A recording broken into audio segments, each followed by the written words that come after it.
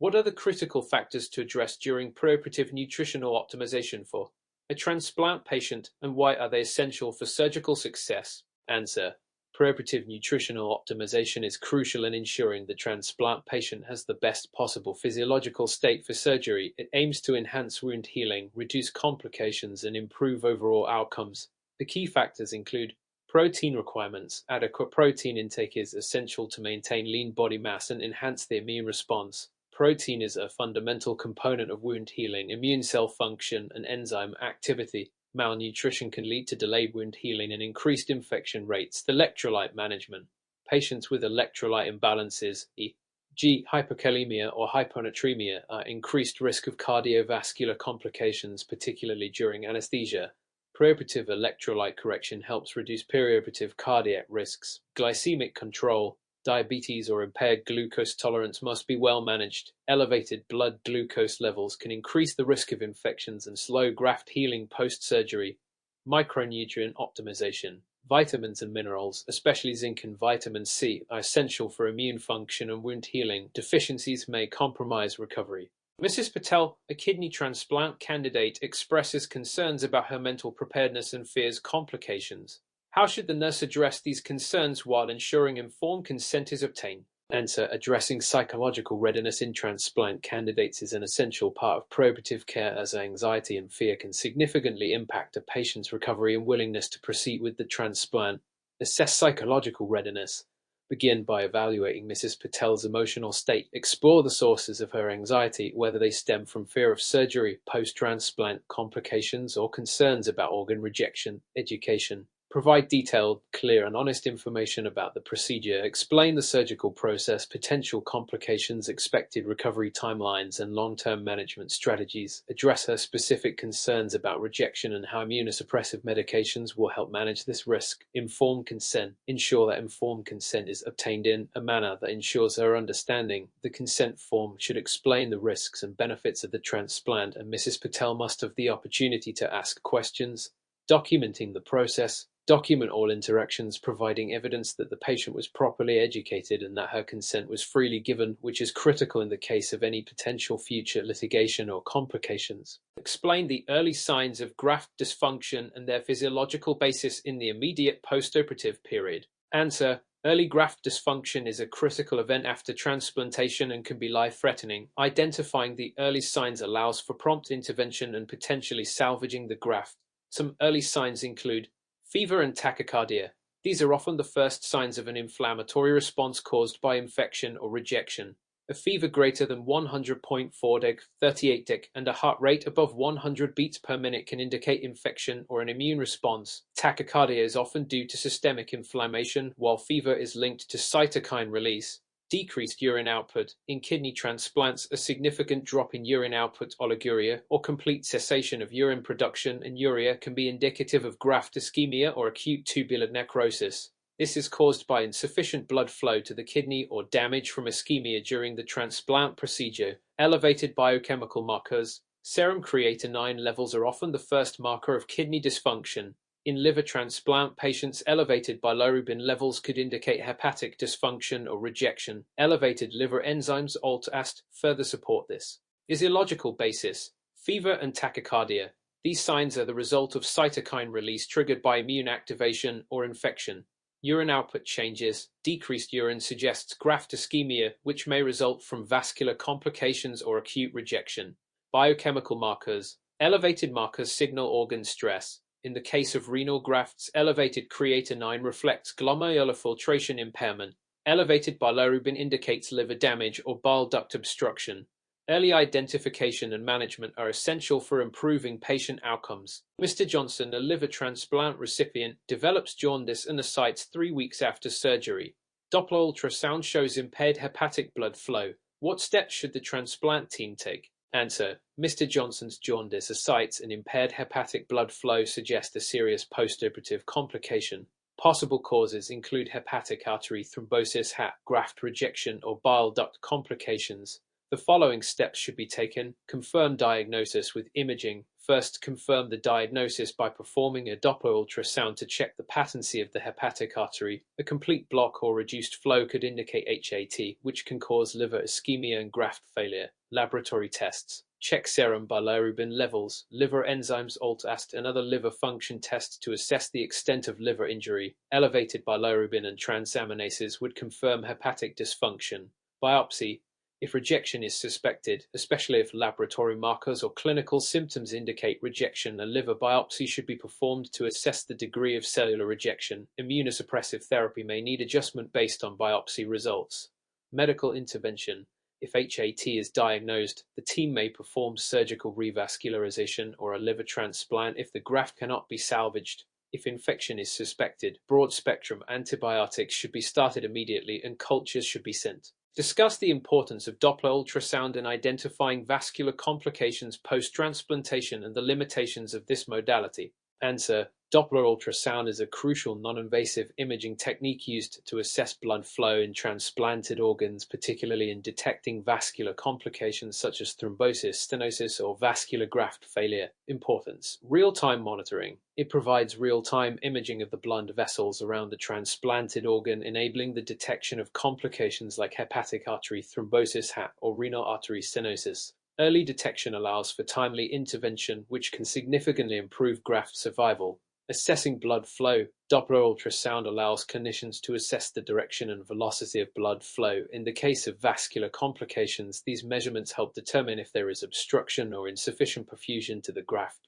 Non-invasive, it avoids the risks associated with invasive imaging techniques like angiography, making it safer for monitoring postoperative patients. Limitations. Operator dependency. The quality of results is highly dependent on the skill of the operator. Inexperienced technicians may miss subtle signs of complications or misinterpret findings. Limited sensitivity for microvascular issues. Doppler ultrasound can effectively identify major vascular problems, but is less sensitive in detecting microvascular complications or deeper structures such as small vessels or grafts buried in the body. Graft type. In some cases, such as pancreatic transplants or grafts with smaller vessels, Doppler may not offer sufficient resolution. Conclusion. Doppler ultrasound is an essential tool for early detection of vascular issues post-transplant, but it should be used in conjunction with other imaging modalities, such as CT angiography, for comprehensive evaluation. How should a nurse educate a transplant patient on medication adherence to prevent graft rejection, and what legal responsibilities does the nurse have? Answer: medication adherence is a cornerstone of post-transplant care to prevent graft rejection and ensure long-term transplant success. Nurses have a critical role in educating patients on the importance of strict adherence to their immunosuppressive regimen. Education. Explain the role of immunosuppressants. Educate the patient on how immunosuppressive medications prevent rejection by suppressing the immune system's response to the transplanted organ. It is essential for the patient to understand that these drugs help the body accept the new organ and reduce inflammation. Side effects. Explain the potential side effects of immunosuppressive drugs, such as increased risk of infection, hypertension, or diabetes, and how to manage these side effects through lifestyle adjustments and regular monitoring. Importance of consistency. Emphasize the importance of taking medications at the same time every day without skipping doses, and how missed doses can increase the risk of acute rejection or graft failure. Legal responsibilities. Duty to inform. Nurses are legally responsible for providing patients with clear, understandable instructions regarding their treatment. They must ensure that the patient is capable of following the prescribed regimen. Documentation. Nurses must document all education sessions and the patient's understanding of their treatment plan. Documentation serves as evidence that the patient was properly educated, which could be critical in case of legal disputes or adverse outcomes. Advocacy. Nurses must advocate for their patient's health by ensuring that all aspects of the medication plan are feasible for the patient to follow. They should work with physicians to adjust prescriptions when necessary. A transplant team is preparing for an organ retrieval procedure. Discuss the key steps involved in donor organ preservation, including the process of cold ischemic time and its impact on transplant success. Answer: organ preservation is vital to maintaining the function of the donor organ and reducing the risks associated with transplant rejection. The goal is to minimize cold ischemic time, CIT, the time the organ spends outside the body before being transplanted, as prolonged CIT can lead to organ injury. Donor organ retrieval, procurement. The organ must be harvested as quickly as possible after brain death, conformation, or circulatory death. It is essential to maintain hemodynamic stability during this phase to minimize ischemic damage. Cooling. After retrieval, organs are cooled to slow down metabolic processes, reducing the consumption of oxygen and nutrients. Cooling is typically done using cold preservation solutions, e.g., University of Wisconsin solution. Cold ischemic time sit. This is the period during which the organ is kept cold but not perfused with blood. Prolonged CIT can cause ischemic injury to the organ, especially in kidney and liver transplants. For example, kidneys may tolerate up to 2-4-3-6 hours of CIT, while livers and hearts have strict time limits. Impact on transplant success. Cellular injury. Extended CIT increases the risk of delayed graft function (DGF), where the organ does not function immediately after transplantation, leading to the need for further medical interventions. Inflammation and rejection. Longer CIT correlates with higher rates of acute rejection and graft failure. Mitigating factors. The use of advanced preservation techniques, such as normothermic machine perfusion for organs like kidneys, may help extend the safe cold ischemic period and improve post-transplant outcomes. What are the common long-term complications following transplantation, and how can they be mitigated to improve quality of life? Answer. Following transplantation, patients face several long-term complications that can affect their overall quality of life and graft survival. Chronic rejection. This is the gradual decline of graft function over time due to ongoing immune responses against the transplanted organ. It can be mitigated by using maintenance immunosuppressive therapy to suppress immune activity while monitoring for signs of rejection through regular biopsies and blood tests. Infection. Post-transplant patients are highly susceptible to infections due to immunosuppressive medications. To prevent infections, patients should receive prophylactic antibiotics in the early post-transplant period and continue appropriate vaccinations, including against influenza and pneumococcus. Ongoing infection surveillance is key. Malignancy. Long-term immunosuppressive therapy increases the risk of cancers, including skin cancers and post-transplant lymphoproliferative disorder (PELD). Regular screenings, sun protection, and reducing immunosuppressive doses where feasible can reduce this risk. Cardiovascular disease. Patients on immunosuppressive drugs, especially corticosteroids, may develop hypertension, dyslipidemia, or diabetes. Lifestyle changes, diet, exercise, and medications to manage blood pressure, cholesterol, and blood glucose are important preventive strategies. Bone health. Long-term use of corticosteroids can lead to osteoporosis. Preventative measures include calcium and vitamin D supplementation, weight-bearing exercises, and medications like bisphosphonates. By managing these complications with early interventions, tailored immunosuppressive regimens, and regular monitoring, transplant recipients can improve their long-term health and quality of life. Describe the psychological impact of transplantation on patients and the role of the healthcare team in supporting mental health. Answer. The psychological impact of transplantation is profound as patients face both the hope of a new lease on life and the anxiety about potential rejection, graft failure, or complications. Psychological impact. Anxiety and depression. Patients often experience anxiety about the surgery itself, the recovery process, and the potential for transplant rejection. Depression can occur due to the uncertainty of organ survival or concerns about immunosuppressive side effects, such as body image changes or increased infection risk. Post-traumatic stress. Many transplant patients face post-traumatic stress disorder (PTSD), especially after undergoing a critical illness or long hospital stay. Role of the healthcare team. Emotional support. Nurses and social workers can play a key role in providing emotional support through counseling and offering coping strategies. It's important for healthcare professionals to normalize the feelings patients may experience and provide resources for therapy. Collaborating with mental health professionals. Referring patients to psychologists or psychiatrists specialized in transplant psychology can help address severe mental health concerns such as PTSD or severe depression. Preoperative education. Providing education before surgery can help reduce fear and uncertainty. Educating patients about the process, expectations, and the importance of ongoing emotional and mental health support is key to their recovery. Explain the role of family members in supporting post-transplant recovery and how they can assist in the prevention of complications. Answer. Family members are integral in the recovery process following a transplant. Their role spans from providing emotional support to assisting with day-to-day care. Emotional and psychological support from family members can significantly impact the patient's recovery and medication management. Family members help ensure the patient adheres to the strict medication regimen. They can remind the patient to take their immunosuppressive drugs on time, monitor for side effects, and ensure that follow-up appointments and lab tests are scheduled and attended. Preventing infection. Family members can assist in maintaining a clean home environment, enforcing hand hygiene, and helping to prevent exposure to infections. They can also be vigilant for signs of infection such as fever or changes in the wound site. Post-transplant care. Family support is critical in monitoring for signs of graft rejection, managing complications, assisting with mobility, and facilitating healthy lifestyle choices such as diet and exercise. Education. Family members should be educated about the transplant process, signs of complications, and the need for consistent, proactive care.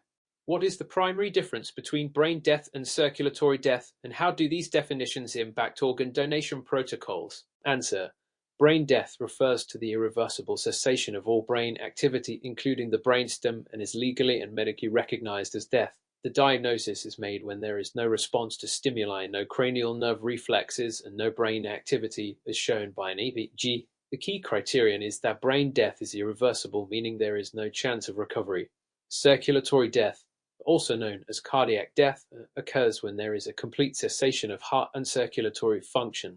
The diagnosis is made when the heart stops beating, and the cessation is confirmed over a period of time, typically 5 minutes in most protocols. The implications for organ donation are significant.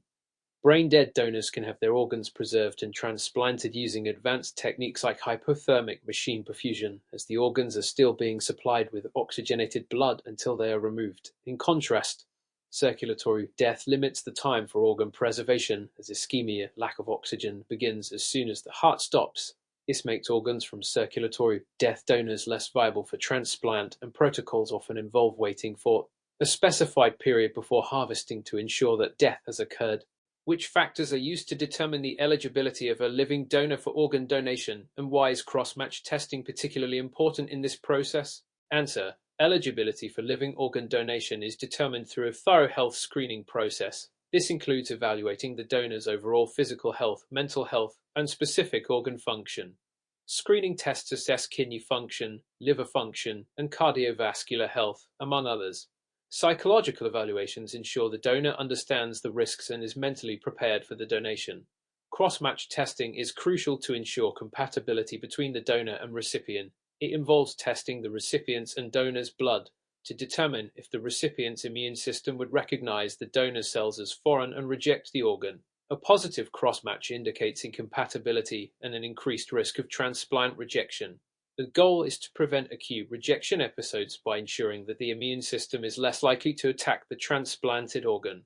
Ethical considerations, such as ensuring the donor's voluntary consent and the absence of coercion, are also key to this process. The donor's ability to give informed consent must be confirmed before proceeding. Mr. Williams, a 35-year-old male, has been diagnosed with end-stage renal disease and is placed on the kidney transplant list. However, he is facing a significant wait time due to the shortage of available organs. Mr. Williams is considering a living donor transplant and has a cousin, Ms. Thompson, who is willing to donate a kidney. What steps should Ms. Thompson take to become a living kidney donor?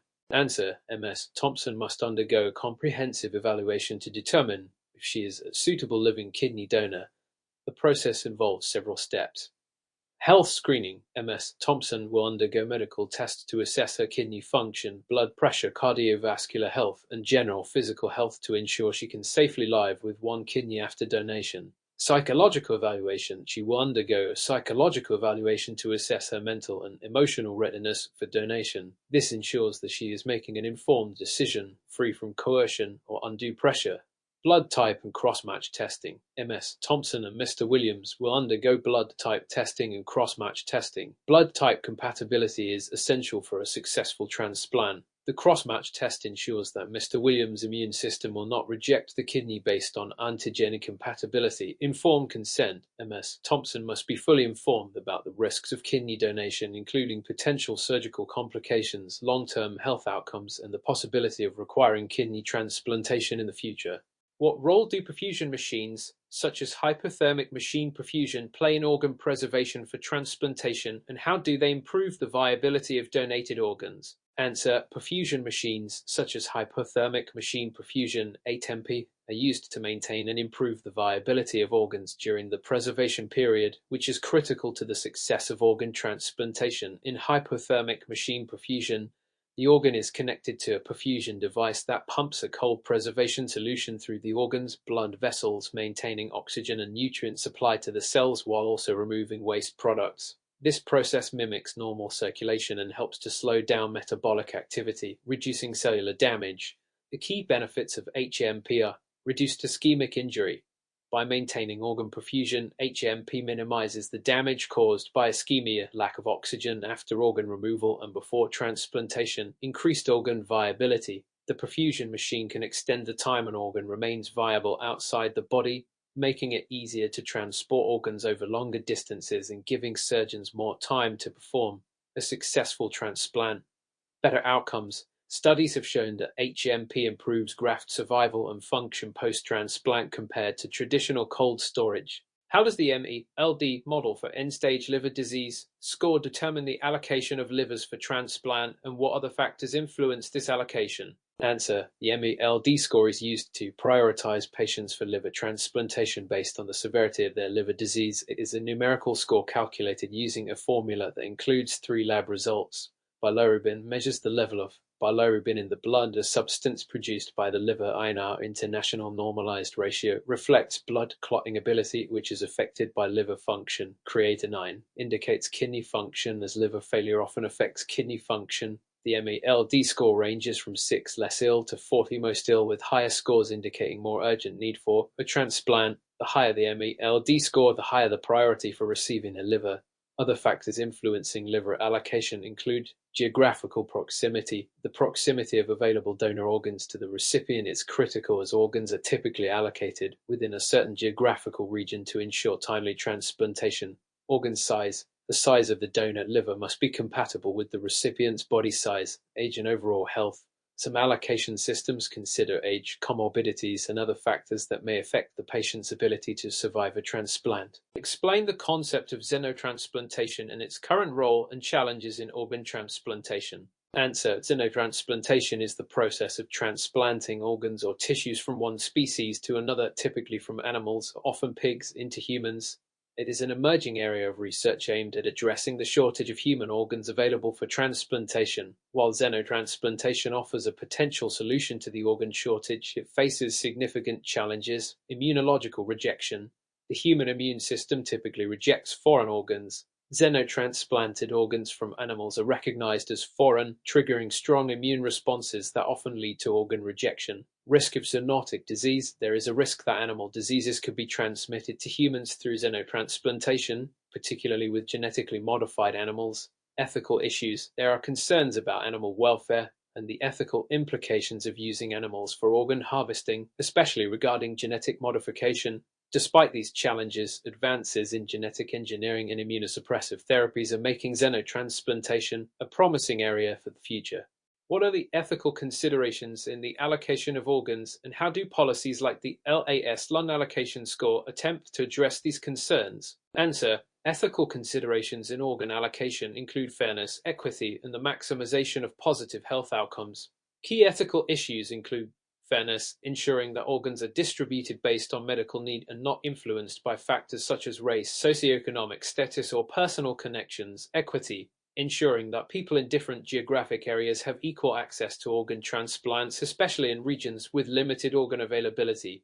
Maximizing health outcomes, focusing on the likelihood of a successful transplant based on the severity of the patient's illness and the organ's viability. The lung allocation score loss was introduced to address these concerns by incorporating a system that prioritizes patients based on their clinical need and the likelihood of a successful transplant. The LAS score is calculated using factors such as the patient's functional status, the severity of lung disease, and the presence of comorbidities. This scoring system attempts to balance equity, ensuring all patients have access with efficiency, maximizing the benefit of available organs. What is the purpose of outcome metrics such as graft survival rates, and how do these metrics influence transplant policies? Answer: outcome metrics such as graft survival rates are used to assess the success of organ transplants over time. Graft survival refers to the length of time a transplanted organ functions after surgery. Metrics also include patient survival, which measures how long the patient survives after the transplant. These metrics are critical in evaluating the effectiveness of transplantation techniques and healthcare interventions. These outcome metrics influence transplant policies by guiding allocation priorities. Data on graft survival and patient outcomes help inform decisions about organ allocation and which patients are most likely to benefit from a transplant. Setting standards. Transplant centers are often required to meet certain graft survival rates to maintain certification and eligibility for organ procurement, improving quality of care. By tracking graft survival and other outcomes, transplant teams can identify areas for improvement in the surgical process, post-operative care, and patient management. What are the potential risks and benefits of gene editing in the context of organ transplantation? Answer. Gene editing in organ transplantation primarily focuses on genetically modifying donor organs, or animal organs in the case of xenotransplantation, to make them more compatible with human recipients. Benefits. Reduced rejection. Gene editing can help modify the immune system's response to foreign organs, reducing the risk of rejection. Increased organ availability. Gene editing in animals may allow for the creation of animal organs that are more compatible with human transplantation, thus addressing organ shortages. Risks. Unintended genetic changes. There is the risk that gene editing may cause unintended mutations, which could result in cancer or other health problems for the recipient. Ethical issues. The ethical concerns of modifying genes, especially in animals, and the potential long-term effects on humans remain contentious. Explain how initiatives to improve access to organ donation, such as public awareness campaigns and policy changes, can help address the shortage of donor organs. Answer. Initiatives aimed at improving access to organ donation focus on increasing both the supply of available organs and the equitable distribution of those organs.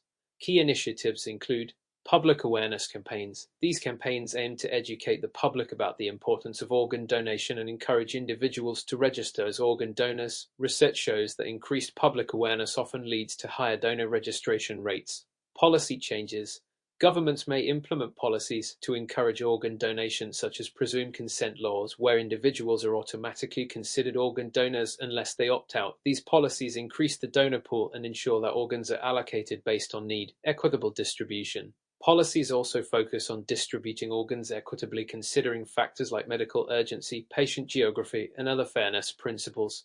By improving access and awareness, these initiatives help bridge the gap between the demand for organs and the limited supply, ultimately saving more lives. A patient who underwent a kidney transplant 4 weeks ago presents with a rise in serum creatinine levels, oliguria, and tenderness over the graft site. What is the most likely cause of these symptoms? What diagnostic steps and interventions should be taken? Answer. The most likely cause is acute cellular rejection (ACA). Diagnostic steps. Perform a graft biopsy, which is the gold standard for diagnosing acute rejection. Utilize imaging techniques such as Doppler ultrasound to rule out vascular complications. Assess for elevated donor-specific antibodies, DSAS, which may indicate antibody-mediated rejection (AMA) interventions. Administer pulse steroids, typically methylprednisolone, to counteract rejection. For steroid-resistant cases, consider antithymocyte globulin (AC) or plasmapheresis in AMA. Relevant guidelines. According to the KDIGO Clinical Practice Guidelines for the care of kidney transplant recipients, monitoring graft function through creatinine and biopsy is crucial. Prompt intervention can prevent irreversible graft loss. MS Ramirez, a 45-year-old woman, is preparing for a liver transplant. She has a history of chronic hepatitis C and was recently treated for latent tuberculosis (TB). During the pre-transplant evaluation, her vaccinations reveal incomplete coverage. What steps should her care team take to mitigate her risk of post-transplant infections? Answer. Pre-transplant steps. Complete missing vaccinations, ensuring administration of inactivated vaccines like influenza and pneumococcus. Live vaccines e.g. Mimsta must be avoided post-transplant due to immunosuppression. Begin prophylactic antimicrobials tailored to her TB history and potential for cytomegalovirus (CMV) reactivation. Evaluate her serological status for Epstein-Barr virus (EBV) and CMV to prepare post-transplant monitoring protocols. Post-transplant infection surveillance. Regularly monitor for fever and symptoms of infection. Implement universal prophylaxis or preemptive therapy (e.g. valganciclovir for CMV). Relevant guidelines. The American Society of Transplantation recommends aggressive infection prevention measures, including completing the vaccine series before immunosuppression. A kidney transplant patient develops hypertension, hyperlipidemia, and weight gain 6 months after transplantation.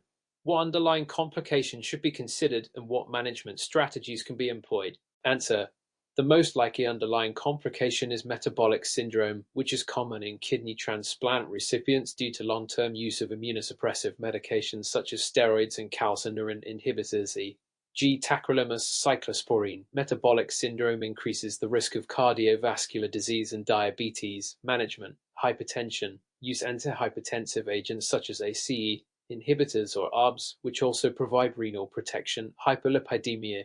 Statins, e.g. atorvastatin, can help control cholesterol levels. Weight management: encourage dietary modification and regular exercise. Relevant guidelines: the KDIGO guidelines recommend careful monitoring of metabolic parameters post-transplant and appropriate management to prevent cardiovascular and renal complications. Mr. Thompson, a 60-year-old lung transplant recipient, develops a febrile illness with cough and difficulty breathing 3 months post-transplant. His immunosuppressive regimen includes tacrolimus, azathioprine, and prednisone. What adjustments should be made to his immunosuppressive therapy and why? Answer: diagnosis: suspected infection like pneumonia, bacterial, viral, or fungal. Immunosuppression adjustment: temporarily reduce tacrolimus and azathioprine dosages to minimize immunosuppression and allow the immune system to respond to the infection. Continue prednisone at a lower dose as it can provide some anti-inflammatory benefits but does not suppress the immune system as severely. Diagnostic steps: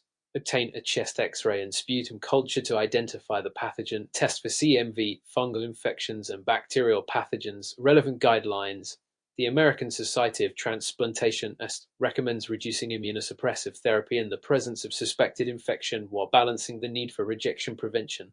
A liver transplant patient presents with increased serum transaminases, ALT, jaundice, and fatigue. A biopsy confirms acute cellular rejection.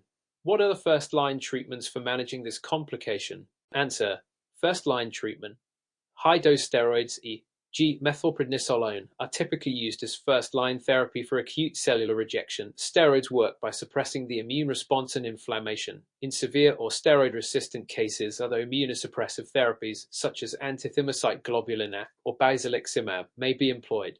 Management strategy: graft surveillance with regular biopsy and monitoring liver function tests. ALT is crucial.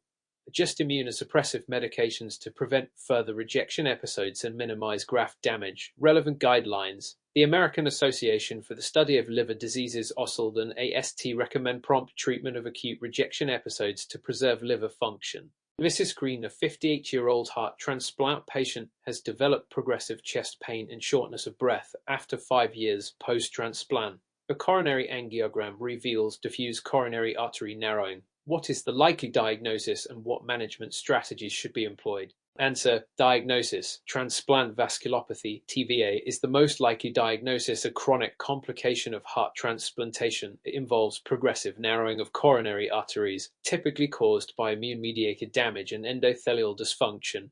Management: immunosuppressive reduction. Gradual reduction of immunosuppressive therapy, especially steroids, to decrease the risk of further endothelial injury.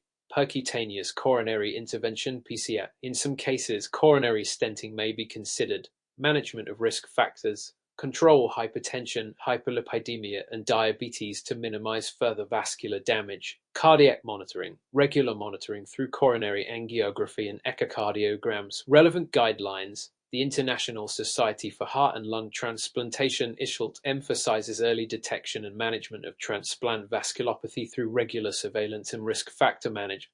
A 48-year-old male kidney transplant recipient presents with a sudden increase in serum creatinine and reduced urine output. His recent biopsy confirms acute tubular necrosis but there is concern for acute rejection. What steps should be taken to confirm the diagnosis and treat the rejection? Answer: confirm the diagnosis. Graft biopsy is essential to differentiate between acute rejection and ATN. Acute rejection will typically show lymphocytic infiltration, while ATN will show ischemic damage without significant immune cell involvement. Treatment for acute rejection: if acute rejection is confirmed, initiate pulse steroids, e.g. methylprednisolone, to reverse the immune response. If steroid-resistant, antithymocyte globulin A or plasmapheresis may be used depending on the severity and type of rejection. Monitoring: close monitoring of serum creatinine and urine output. frequent graft biopsies if rejection persists or recurs. Relevant guidelines. The KDIGO Clinical Practice Guidelines for Kidney Transplantation emphasize the use of biopsy for definitive diagnosis and recommend pulse steroid therapy as first-line treatment for acute rejection. A kidney transplant recipient on tacrolimus, mycophenolate mofetil, and prednisone develops neutropenia. Which infection should be considered? A priority for prophylaxis, and what is the recommended treatment strategy? Answer: priority infection. Fungal infections, particularly Aspergillus and Candida, should be a concern in transplant recipients with neutropenia. Prophylactic strategy: use antifungal prophylaxis, e.g. fluconazole or posaconazole, to prevent fungal infections. Assess for bacterial and viral infections, as neutropenia also increases the risk of opportunistic pathogens like Pseudomonas and CMV. Consider dose adjustment of mycophenolate mofetil, as it can cause bone marrow suppression leading to neutropenia. Monitoring. Regular complete blood count (CBCS) to assess the severity of neutropenia. Surveillance cultures if febrile symptoms develop. Guidelines. The Infectious Diseases Society of America, ITSA, and AST recommend tailored prophylaxis based on the patient's risk profile, with a particular emphasis on neutropenic precautions. Dr. Singh is evaluating a 45-year-old patient who underwent a liver transplant 6 months ago. Routine blood tests show a rise in ALT and AST levels without clinical symptoms. The patient is compliant with tacrolimus and has no signs of infection. A biopsy reveals subclinical acute rejection. What is the appropriate next step? Answer: diagnosis. Subclinical acute rejection detected during routine graft surveillance biopsy indicates immune activity that could damage the graft over time even in the absence of symptoms. Management strategy: increase immunosuppression. Just tacrolimus dosage to achieve a higher target level, or consider adding a second-line agent such as mycophenolate mofetil. Close monitoring. Repeat liver function tests ALT-AST and consider a follow-up biopsy in 4-6 weeks to assess the response. Avoidance. Do not delay treatment even if the patient is asymptomatic, as untreated subclinical rejection can progress to overt rejection or fibrosis. Guidelines. The AASLD guidelines and AST recommendations support early intervention for subclinical rejection to preserve long-term graft function. A heart transplant patient on immunosuppressive therapy presents with decreased visual acuity and floaters in their vision. Ophthalmologic examination shows yellow-white retinal lesions with hemorrhage. What is the most likely diagnosis, and how should it be managed? Answer: diagnosis. CMV retinitis, a common opportunistic infection in transplant recipients with high-dose immunosuppression. Management: antiviral therapy, systemic therapy with valganciclovir or ganciclovir, intravitreal injections of ganciclovir for severe cases. Reduce immunosuppression. Minimize immunosuppressive therapy if safe to reduce the risk of infection progression.